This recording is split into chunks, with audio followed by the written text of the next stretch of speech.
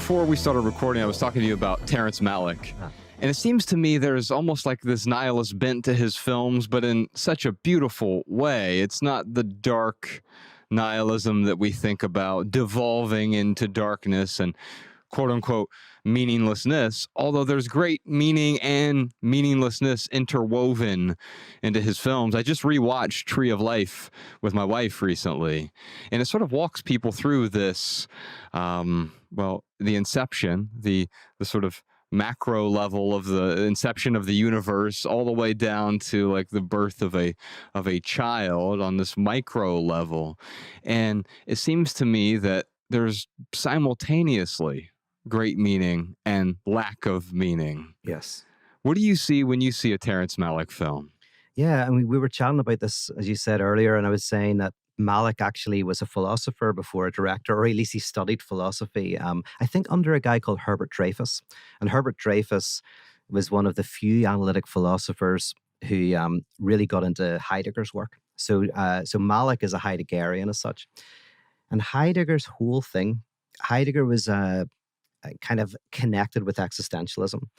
And Heidegger's whole thing really was that we have got so caught up in what he calls the they, which is, Kierkegaard calls it leveling, but we just care about, we think whatever the media tells us to think, our friends tell us to think, we don't think for ourselves, we just give ourselves over to whatever's there.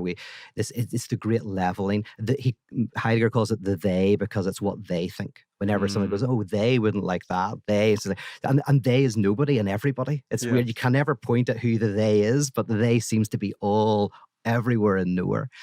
And it's creating a villain or otherizing in a way that, I don't know, abdicates us from the responsibility. That's a terrible word, but from whatever's going on outside of us, right? Yes. I mean, it's a great way to advocate responsibility. I mean, one of the reasons why Kierkegaard hated what he called basically the crowd or the mass is because, he says one individual won't kick somebody to death, but you have a crowd of 100 people and you'll kick someone to death with everybody else. In other words, weirdly, your responsibility as an individual is dissipated through the they. And by the way, he said, whenever he talked about leveling, Kierkegaard said, it's imagine you're in a church and someone is preaching about slander or something like that. And you're listening and you're going, oh, I hope the person beside me is listening to this because this is them, right? He says, no one ever hears the sermon. They only overhear it, right? I overhear the conversation with somebody else. And he said, basically, that's like leveling. Whenever we talk about leveling, it's always, yes, I know people who don't think for themselves. It's never me. It's never me. We never hear that message. We always overhear it. But Kierkegaard says, no, we are all tempted to level, to think the way we're told, and not think for ourselves. So Heidegger's very into that. And then Heidegger, in his book Being and Time, which is very Malick, he says we've forgotten the question of being. He says there's lots of beings, like things, right? Our world is full of things. But he says, but there is almost like and this is where Malick's a little bit mystical in his filmmaking, but there's almost like this sensitivity, not to just individual things that are in the universe, but to the universe itself, to the beauty that is infused within everything.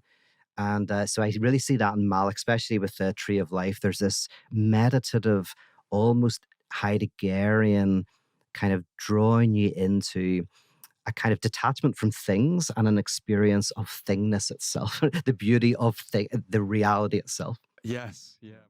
One more thing about Malick, if you're up for it. Let's do it. Okay, is so a thinker I like is a guy, Gabriel Marcel, and he talks about the difference between problem and mystery. A problem is something that you separate yourself from and you look at and you can be objective about. A mystery is a type of problem in which you're simultaneously invested, right? So you can't take any distance from it because you're within the very thing you're thinking.